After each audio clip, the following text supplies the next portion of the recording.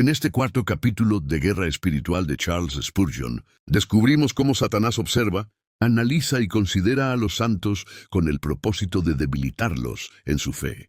Spurgeon nos enseña las estrategias del enemigo espiritual y cómo los creyentes pueden mantenerse firmes mediante la oración, la santidad y la confianza en Cristo.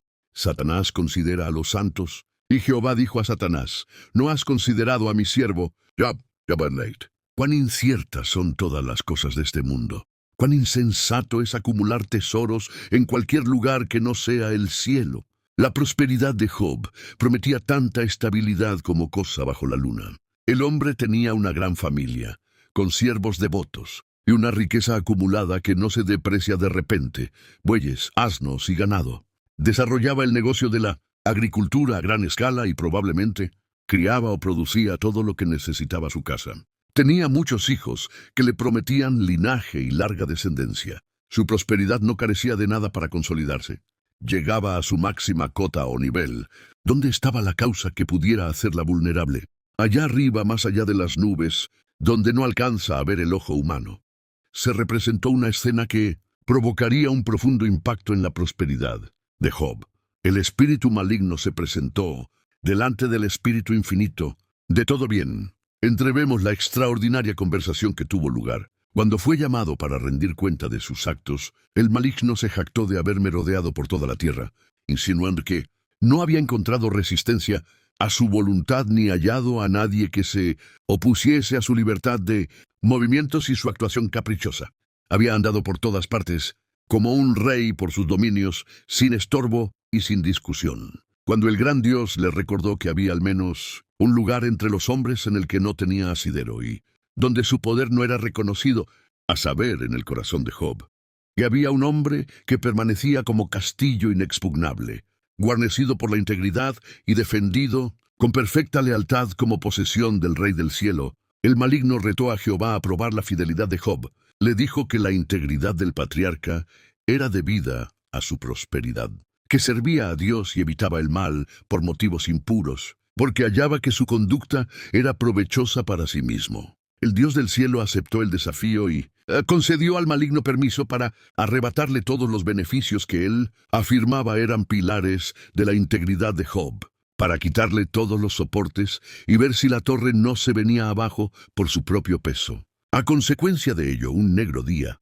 toda la riqueza de Job se fue por el sumidero, y ni siquiera le quedó un hijo que le susurrara consuelo. Una segunda entrevista tuvo lugar entre el Señor y su ángel caído. De nuevo, fue Job el tema de conversación, y el gran Dios, incitado por Satanás, le permitió tocar a Job en carne y hueso hasta caer, el príncipe más bajo que un indigente, y quien fuera rico y feliz pasó a ser pobre y desventurado, lleno de llagas de la cabeza a los pies, teniendo que rascarse con un miserable tiesto para aliviar un poco su dolor. Vemos en esto la temporalidad de todas las cosas terrenas, porque Él la fundó, la tierra sobre los mares, y la afirmó sobre los ríos. Salmos 24:2, dice David de este mundo: «Y si el mundo está fundado sobre los mares, ¿puede uno extrañarse de que cambie con tanta frecuencia? Recuerde que el cambio está sellado en este mundo. No diga: mi montaña permanecerá firme, jamás será removida». La mirada del ojo de Jehová puede sacudir su montaña y reducirla a polvo. El toque de su pie puede hacerla como el Sinaí, derretirse como cera y humear. Poned la mira en las cosas de arriba, donde está Cristo sentado a la diestra de Dios. Colosenses 3:2, y que vuestro corazón y vuestro tesoro esté donde ni la polilla ni el orín corrompen, y donde ladrones no minan ni hurtan. Mateo 6:20. Las palabras de Bernardo son aquí instructivas. Esa es la auténtica y mayor alegría, no concebida por la criatura, sino recibida del Creador, que nadie le puede arrebatar, en cuya comparación cualquier otro placer es tormento, todo gozo es pena, las cosas dulces son amargas, toda gloria es bajeza, y toda cosa deleitosa es despreciable. Acepte todo esto como introducción a nuestro primer discurso. El Señor dijo a Satanás: «¿No has considerado a mi siervo Job?». Deliberemos en primer lugar, ¿en qué sentido se puede decir que el espíritu malo considera al pueblo de Dios? En segundo lugar, ¿qué es lo que él considera acerca de ellos? Y en tercer lugar, consolémonos reflexionando. que uno que está muy por encima de...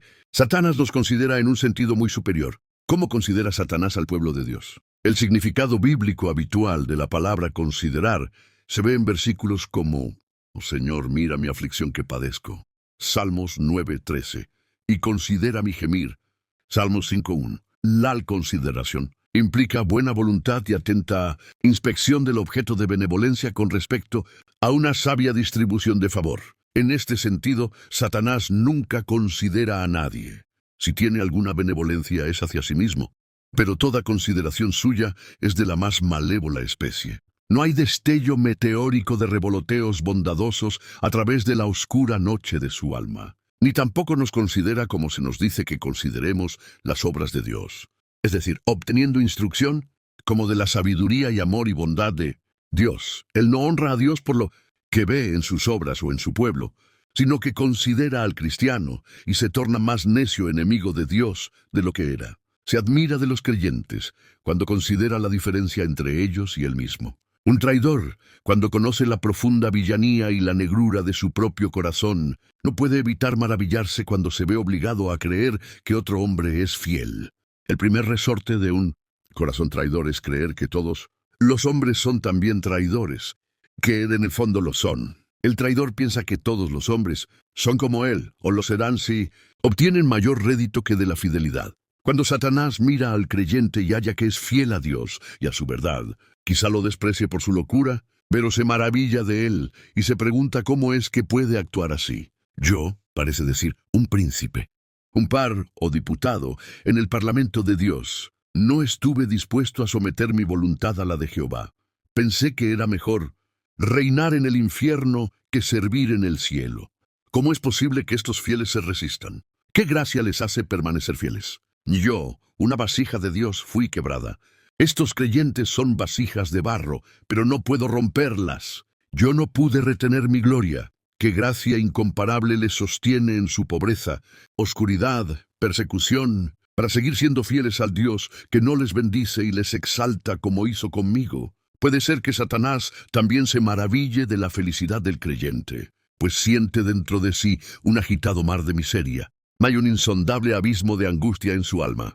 Y cuando mira a los creyentes, los ve llenos de paz y felicidad, y a menudo sin medios externos con que ser consolados, y sin embargo gozosos y llenos de gloria. Él sube y baja por el mundo y posee gran poder. Dispone de muchos soldados que le sirven, pero carece de la felicidad de espíritu que posee la humilde, desconocida e ignorada campesina, que no tiene siervos que la atiendan y yace en lecho de enferma. Él admira y aborrece la paz que reina en el alma del creyente. La consideración de Satanás puede ir más lejos. ¿No cree usted que Satanás considera a los creyentes para detectar, si fuera posible, algún defecto en ellos con que consolarse a sí mismo? No son puros. O él declara: todavía pecan. Estos hijos adoptivos de Dios, por quienes el glorioso Hijo inclinó la cabeza y entregó el espíritu a pesar de sus ofensas. ¿Cómo debe reírse y deleitarse todo lo que puede ante los pecados secretos del pueblo de Dios? Y si acierta a ver en ellos algo incongruente con su profesión, algo con apariencia de engaño. Por tanto, semejante a él se regocija. Cada pecado nacido en el corazón del creyente clama a él: Padre mío, Padre mío. Y él siente algo semejante al gozo de la paternidad cuando ve a su contaminado vástago. Se fija en la carnalidad del cristiano y admira la tenacidad con la que le mantiene sujeto, la fuerza y la vehemencia con las que lucha por su dominio, el oficio y la astucia con las que de vez en cuando, en oportunidades propicias, emplea toda su fuerza. Él considera la incoherencia y la impureza del creyente y las convierte en uno de los libros en que diligentemente lee. A este respecto él tuvo muy poco que considerar en Job, verdadero siervo de Dios. Y esto no es todo, sino justo el comienzo de su consideración. Con seguridad, él considera al pueblo de Dios, especialmente los más eminentes y excelentes entre ellos, como grandes barreras para el progreso de su reino. Satanás debió de pensar mucho en Martín Lutero. Yo podría cabalgar sobre el mundo. Asegura, si no hubiera sido por él, se ha interpuesto en mi camino. Si pudiera deshacerme de él, no me importaría que 50,000 santos menores me interceptaran el paso. Desde luego que considerará a un siervo de Dios si no hay nadie como él. Si destaca clara y distintamente de sus compañeros. Los que son llamados a la obra del ministerio deben esperar de su posición ser blanco especial de Satanás. Cuando el cristal está en el ojo de ese espantoso guerrero, es seguro que buscará a los oficiales y obligará a sus francotiradores a tener sumo cuidado con ellos. Porque, dice él, si el abanderado cae, entonces la victoria se obtendrá mucho más deprisa y nuestros adversarios serán puestos en fuga. Cuanto más cerca viva de Dios, más puede esperar la oposición satánica. Habrá contención donde la cosecha sea abundante y donde el terreno del agricultor rinda copioso fruto. Satanás, si pudiera, arrancaría las joyas de la corona divina y se apropiaría de las piedras preciosas, aunque pertenezcan a la coraza. Considera a los fieles obstáculos para el avance de su reino y concibe métodos para apartarles de su camino o incluso usarlos para sus propósitos. Las tinieblas cubrirían la tierra si él pudiera apagar las luces. De aquí que su consideración perpetua es hacer que caigan los fieles de entre los hombres.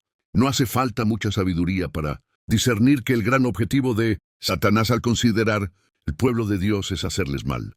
No creo que Satanás espere destruir a los elegidos de Dios. Tan a menudo ha visto sus planes frustrados que apenas puede creer que es capaz de destruir a los elegidos, debido a que su negro ojo jamás puede fisgar en el divino libro de los decretos secretos. A mí me parece que tiene por norma atacar a todo el pueblo de Dios con vehemencia sin saber dónde pueda obtener éxito. Él va por todas partes buscando a quien devorar, y no lo hace solo. No sé si muchos de nosotros habremos sido tentados directamente por Satanás. Puede que no seamos bastante notables entre los hombres para que él se moleste, pero cuenta con toda una multitud de espíritus inferiores bajo su supremacía y control.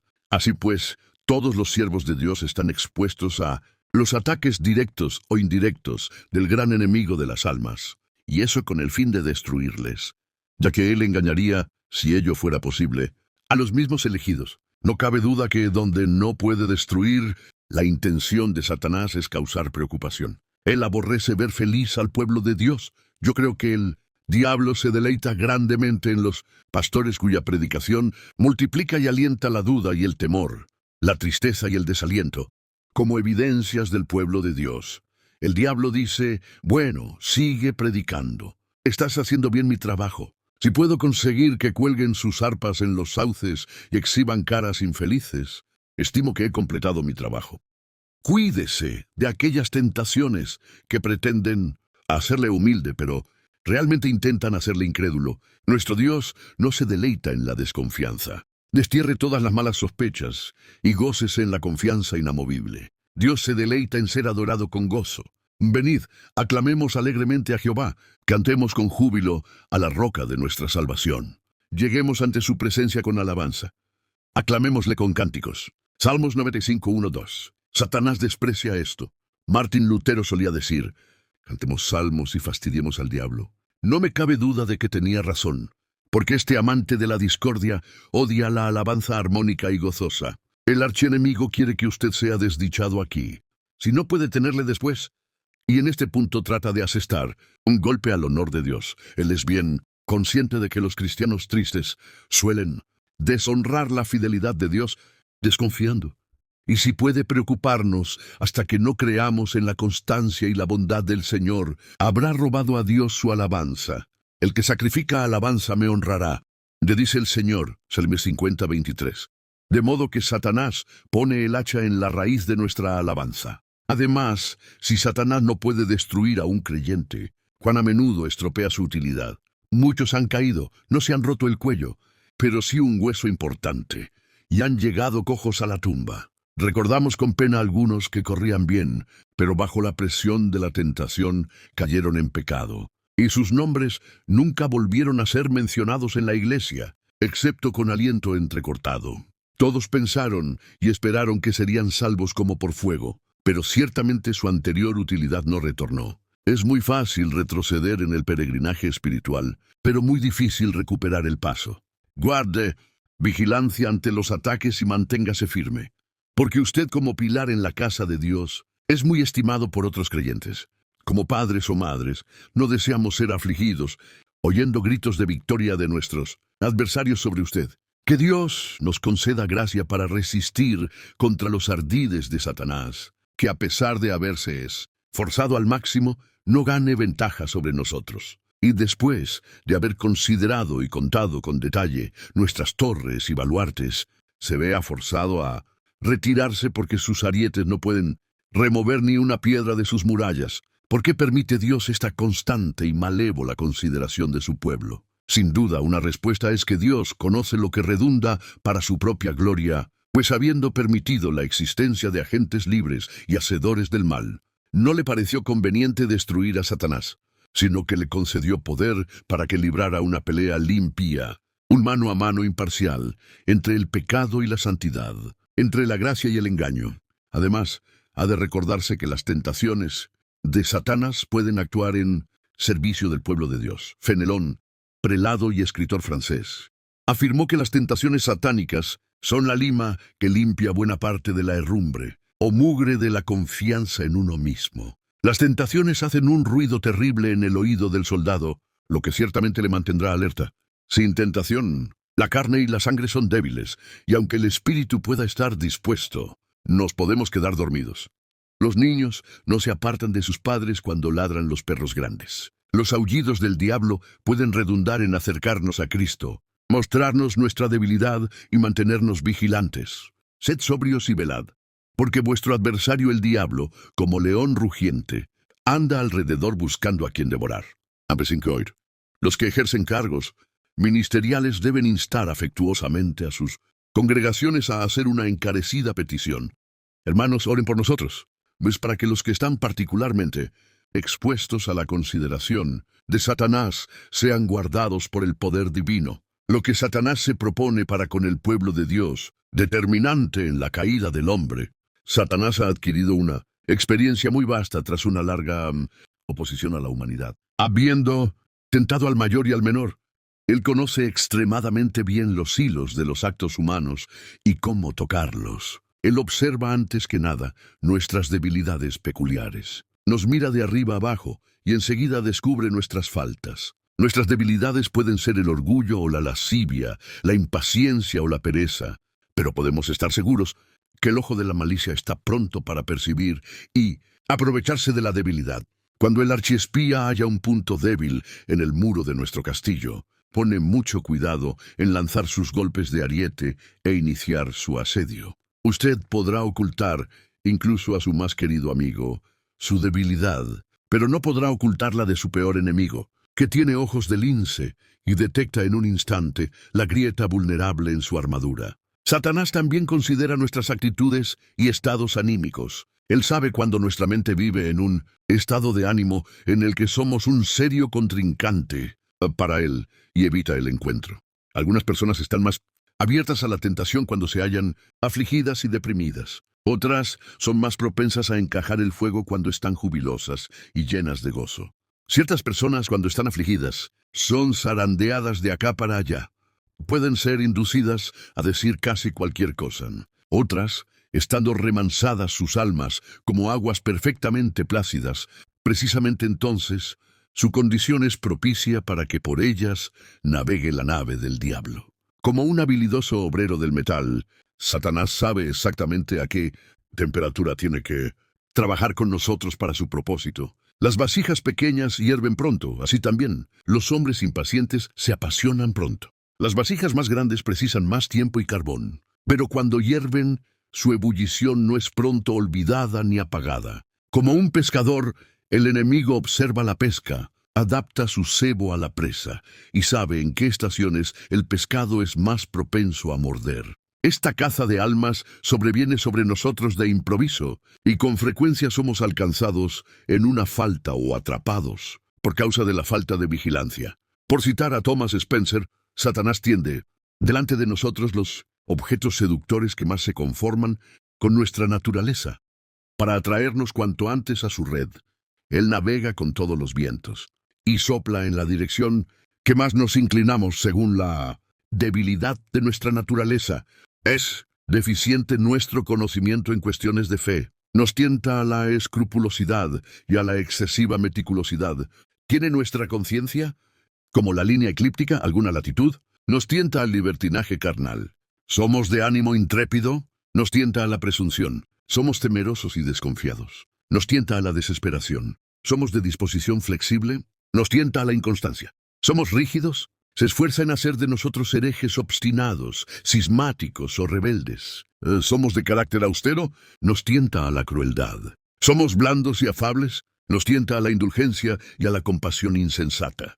Somos fogosos en cuestiones de religión, nos tienta al celo ciego y a la superstición. Somos fríos, nos tienta a la tibieza. De los laodicenses, así tiende él sus trampas para, de una manera u otra, seducirnos. Satanás se cuida de considerar nuestras relaciones. Aunque algunas personas son más fácilmente tentadas cuando están solas, lo más probable es que la mayoría peque cuando está en grupo. Entre ciertas personas, uno nunca sería inducido a pecar. Pero con otro grupo no me atrevo a afirmarlo. Hay ciertos ambientes en los que nos inclinamos a comportarnos como el grupo con el que estamos. De modo que sentimos de inmediato ponerse en marcha el pecado que nos asedia. Sabemos que cierto hermano arrastra las mismas debilidades, y estoy seguro que entre los dos redactaremos un informe perverso de la tierra prometida. Satanás sabe alcanzarnos en el lugar en que somos accesibles a sus ataques. Se abalanzará en picado, como ave de rapiña desde el cielo, donde ha estado esperando el momento vulnerable. Satanás también considerará nuestra condición en el mundo. Lo mismo que el deportista cuenta con una escopeta para pájaros salvajes y otra para ciervos. Así, Satanás echa mano de distintas tentaciones para distintas clases de hombres. Él sabe cuándo asestar el golpe, y nuestra posición, capacidades, educación, estatus social y vocación pueden ser en su conjunto puertas para atacarnos. El que no tiene trabajo o vocación se halla en especial peligro. Me extraña que el diablo no le devore completamente.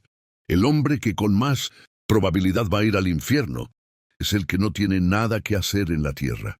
Lo digo en serio. Yo buscaría empleo inmediatamente, por temor a ser conducido en cuerpo y alma por el maligno.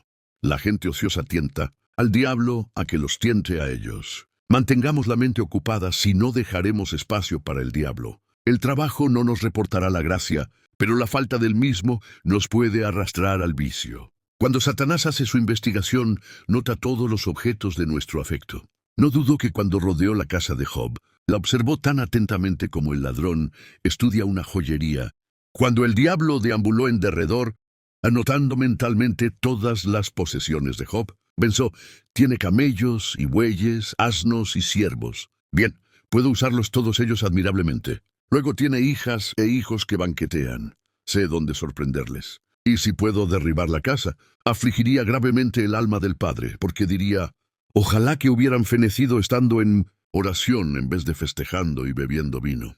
Me atrevo a decir que también necesitaré a su esposa. Nadie podría haber hecho lo que hizo la mujer de Job. Ninguno de sus siervos podría haber declarado una sentencia tan punzante. Maldice a Dios y muérete. Job 2.9. Satanás atacó los afectos de Job, pero no tuvo éxito. La fortaleza de Job estaba en Dios.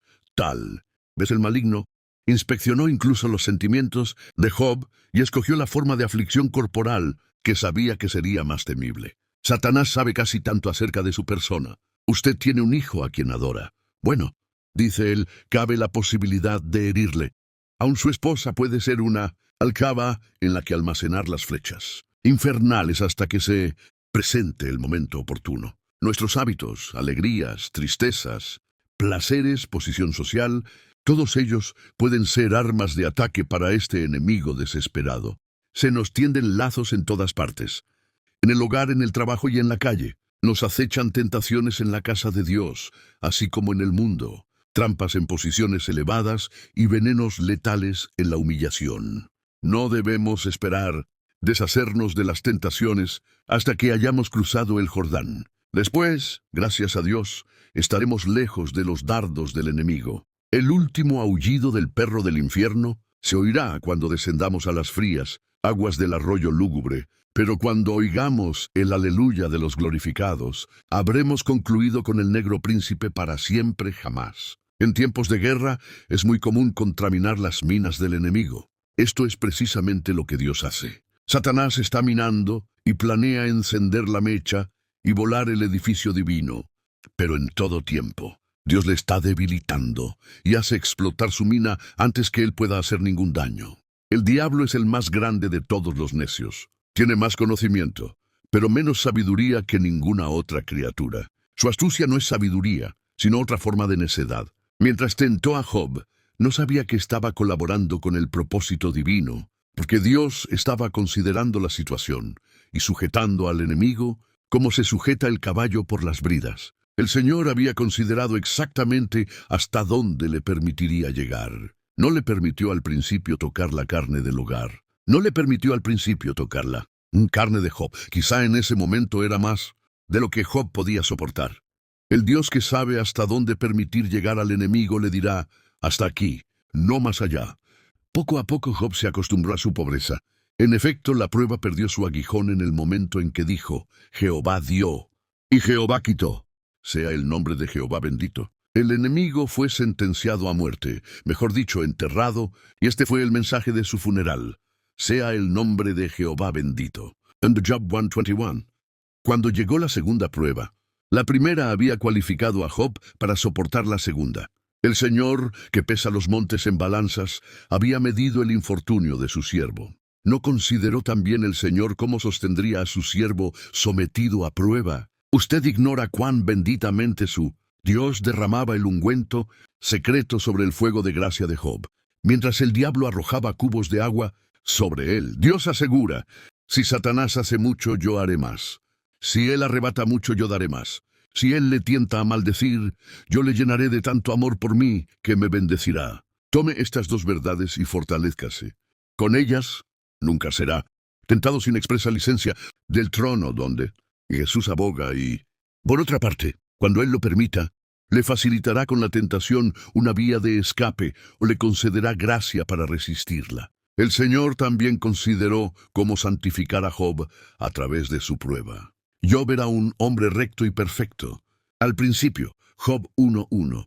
Pero creo que había una pizca de fariseísmo en él, y sus amigos lo sacaron a colación. Elifaz y Zofar le dijeron cosas tan irritantes que el pobre Job no pudo evitar la réplica y defenderse en términos tan duros que dejan entrever bastante autojustificación. Job no era orgulloso, como lo somos algunos de nosotros por poca cosa. Él tenía motivo para sentirse orgulloso por lo que respecta a los valores mundanos, pero tendía a que se le exaltara. Aunque el diablo no lo sabía, quizás, si le hubiera dejado tranquilo, ese orgullo podría haber germinado y Job podría haber pecado. Pero Satanás se dio tanta prisa que no dejó germinar la semilla, sino que se apresuró a sofocarla, de modo que sirvió como herramienta en manos del Señor, para guiar a Job a un estado mental más humilde y, en consecuencia, más seguro. Job estaba siendo capacitado para ganar una mayor recompensa. Dios ama tanto a Job que desea doblarle su propiedad, desea volver a darle hijos,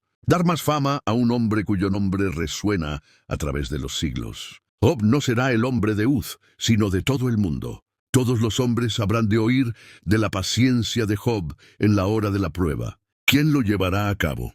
¿Quién diseñará la trompeta de la fama cuyo toque haga resonar su nombre? El diablo acude a la fragua y trabaja con ahínco con objeto de hacer ilustre el nombre de Job. Diablo estúpido. Levanta un pedestal en el que Dios alzará a su siervo Job para que sea contemplado con admiración por todos los tiempos. Para concluir, la paciencia y las aflicciones de Job son una bendición perdurable para la iglesia y han infligido una increíble infamia a Satanás. Si usted quiere hacer enfadar al diablo, arrójele a la cara la biografía de Job.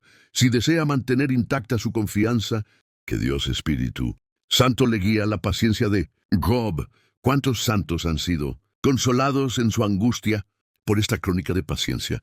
¿Cuántos han sido arrebatados de las fauces del león y de las garras, del oso por la oscura experiencia del patriarca de Uz? ¡Oh, archienemigo! ¿Ande cómo caes atrapado en tu propia red?